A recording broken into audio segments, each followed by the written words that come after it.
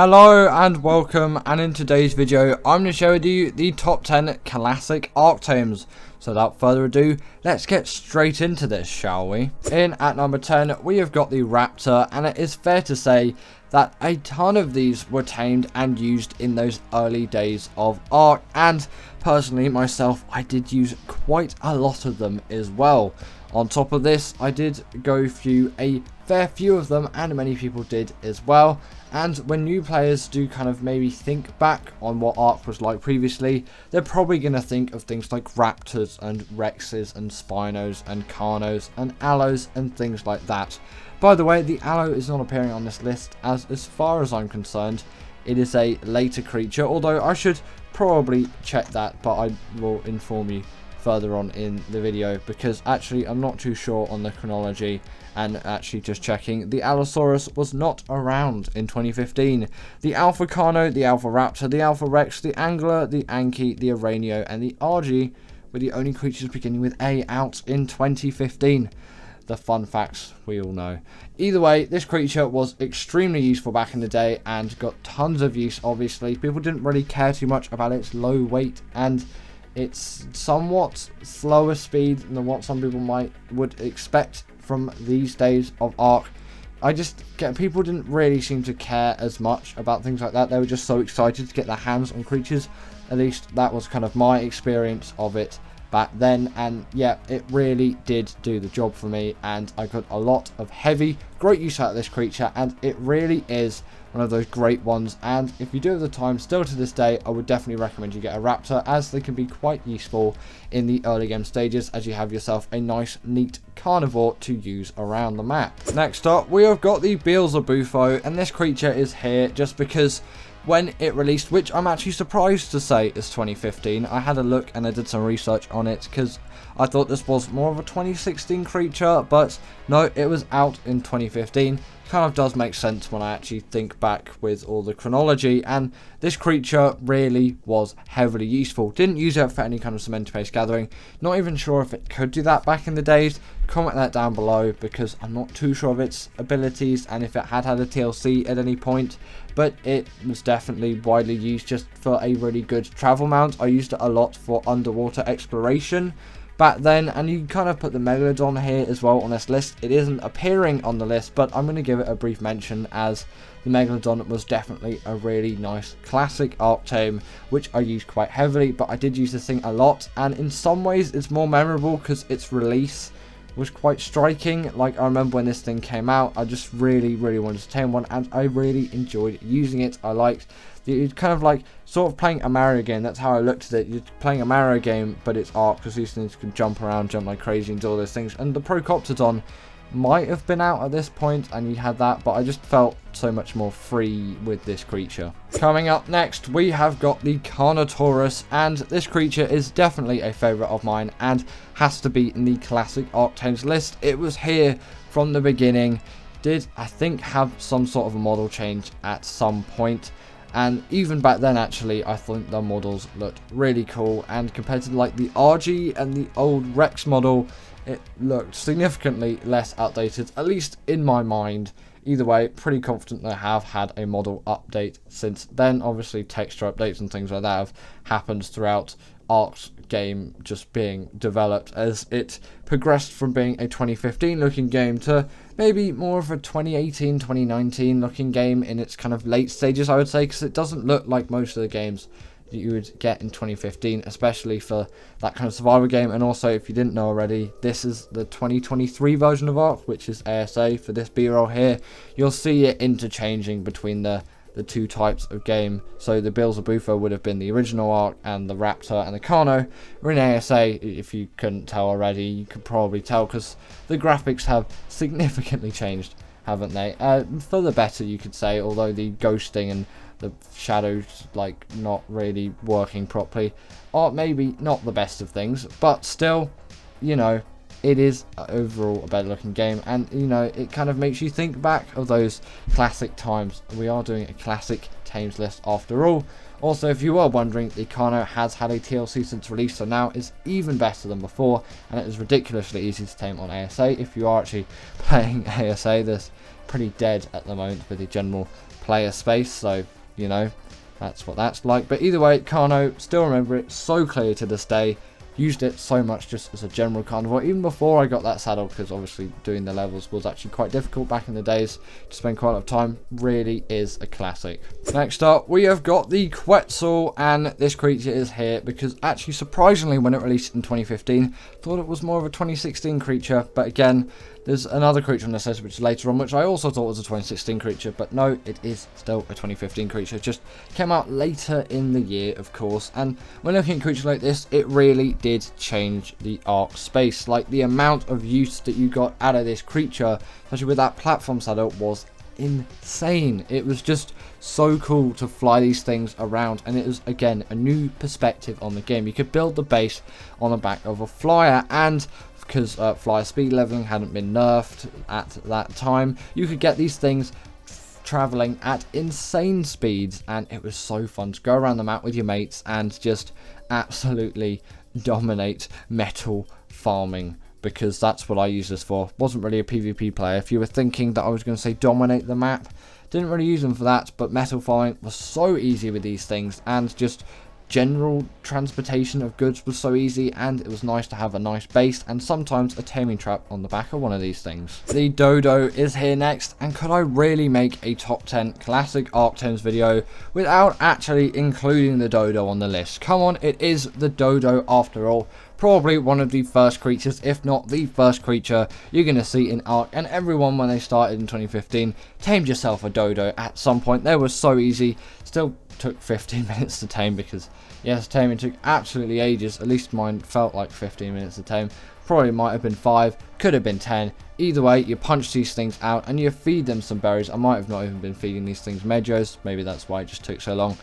And yes, you have yourself the cute Dodo friend, and the Dodos are definitely a classic Ark Tame, and it could not be a classic Ark Tames list without including these things here. They really do add something to Ark, even though maybe not the most widely used creature, they have to be on this list. In at number 5, we have got the Pteranodon, and this creature is here just because it was so useful to get up into the air that early on in the game, and it really felt like something so special to get up and fly in the air. It was like the biggest achievement in the Ark game. I probably should have put this thing a little bit higher than the number 5 spots, not in the number 1 spot. We're not that close to the end of the list yet. We're halfway in, guys.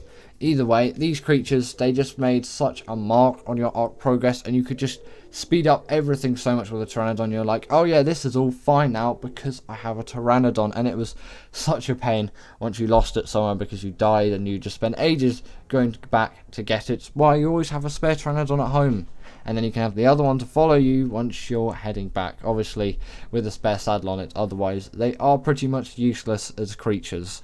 Like, you need the saddle to really use this creature effectively. It's not like the Carno, or, you know, in some cases like Rexes and Gigas and things like that, where you can have them following you around. No, you really do need the saddle to get the use out of this creature, and actually getting that chitin or keratin, whatever you preferred. I got loads of keratin for the saddle back in the day, but now thinking about it, I should have just got loads of chitin, as killing all of those insects is so much easier than going around and killing loads of carb enemies.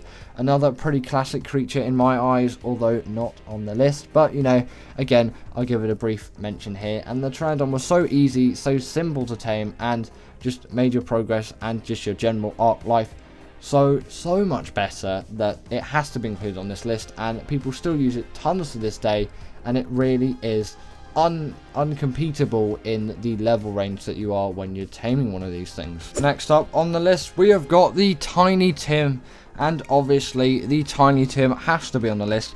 Again, surprised that Tiny Tim came out in 2015. I thought it was 2016 as well, but it kind of just makes sense that the birth of Tiny Tim did happen in 2015.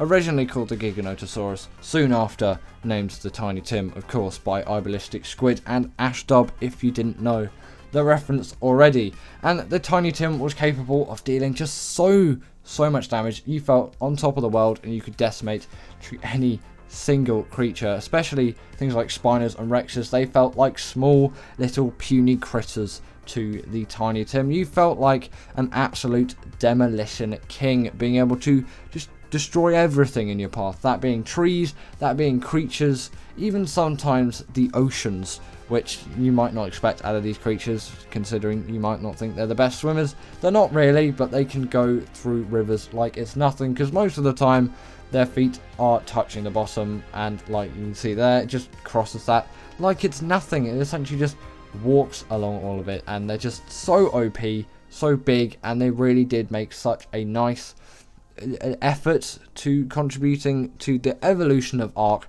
and they're just so successful as a creature. I really did have to put them in on the list. In at number 3, we have got the Rex, and this creature is here just because Ark probably wouldn't be Ark without the Rex, and when thinking of dinosaurs in general, you often do think of creatures like this. Obviously, the Rex is probably like one of the most popular dinosaurs, well-known dinosaurs to date in the world. Like, everyone just knows what this creature is, and everyone will use this creature really in their Ark progress. It is such a great boss creature, and when the Broodmother was a thing, I'm pretty sure it was out at roughly release, but it might have not been. I think it came a little bit afterwards. Definitely still a 2015 thing. You'd gather up those Rexes and then you'd go and fight the Broodmother. You could use a wealth of other creatures as well. I did use things like Carnos and Spinos as well. Really were the goats of the boss defeating world back then. You wouldn't really have any Daedons or UTs, but still, you would really just pack a punch against those bosses. And also, actually just for general use around the map, I did use the Rex quite a lot in those early days. I don't really do it anymore, as there are some better options out there. But back then, the Rex was just one of those goats that you'd use everywhere for just getting any kind of damage done. You just bring the Rexes along with you, even if you didn't have the saddles for them, if you weren't obviously a high enough level, or if you just didn't have the resources to craft the saddle. Probably more or less the first one, because the Rexes, in all fairness, weren't actually too difficult to tame. Yes, the time commitment to taming one was quite large, but once you had the tranks, and if you like trapped them in a cliff or something like that, or you just like stood on top of a cliff really and then just shot it from down below, it was a pretty easy secured tame with no issues whatsoever, as long as there wasn't too many hostile things in the area. In at number 2, we have got the RG, and not only is this thing nostalgic for its old model, but just also its tremendous use back in the day, and the upgrade of getting an RG over the Pteranodon was insane, especially considering you could level up that speed and get it even faster than something like a Pteranodon with not too much effort. And then from that, you'd have much better weight and much better stamina, of course, and you could just take these things around the map with absolute ease, and you could get loads of stuff on them with no risk of being encumbered. They could also pick up a wider range of creatures too, and if you paired it with an Anki or a Dodic,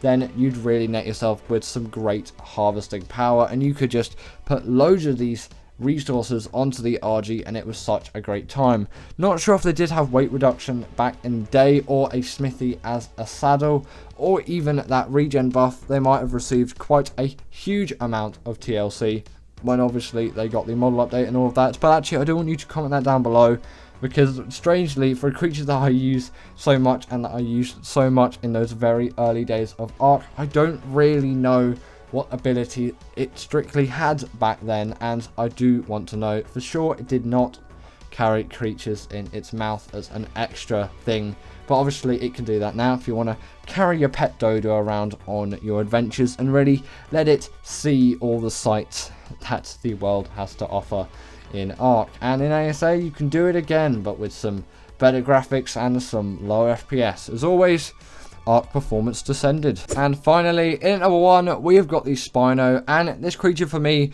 really just did invoke a lot of incitement in me, and as a general creature I felt it to be bigger and more powerful than the Rex, and with its added mobility as well, I thought it was just fabulous. And with that water mobility as well, really truly great creature. Back in the days it did not have the hydration buff, at least I'm pretty sure it didn't, and it didn't have the ability to go up on its hind legs, and I'm not sure if it had oxygen then and doesn't have oxygen now, or didn't have oxygen then and now has oxygen. It's one of those combinations. It has received quite a little bit of change since its release, obviously with an updated model as well. At least I'm pretty confident that there was an updated Spino model. Most of the models did actually really get updated in Ark, as they went through the change of updating all the UI, but just this was like the go-to creature for me. I wanted a Spino, and when I tamed one, I was definitely not disappointed, and I vastly prefer these things to the Rexes in like every way. And I would use these things for doing bosses, I would use these things for everything I would use a Rex for, and it kind of made the Rex reasonably redundant for me, as I didn't really think too much about, oh, how much like health does it really have relating to how much damage and how balanced of a creature it is to make it really good at dealing with all of those bosses. I didn't think of things like that. I was just like, whatever does more damage, and the Spino tended to do more damage, at least from the ones that I tamed back in the day, and I vastly preferred its underwater travel and just general mobility. I felt it to be a much more widely useful creature, and that is why I simply had to put it on this list. It just is such a successful creature for me, and in my opinion, it is the most classic Ark Tame out there. Obviously, for you, it may be different, but for me, this is just the absolute GOAT of classic Ark Tames, and it has no competition for me whatsoever, just none at all. But anyway, that is the end of today's video, and I really hope that you all did enjoy, as I very much did enjoy making it. As always, comment down below, what is the most classic Ark Tame to you? If you didn't agree with the list, put your 10 most classic Ark Tames in the comments below, and I'll see you all later.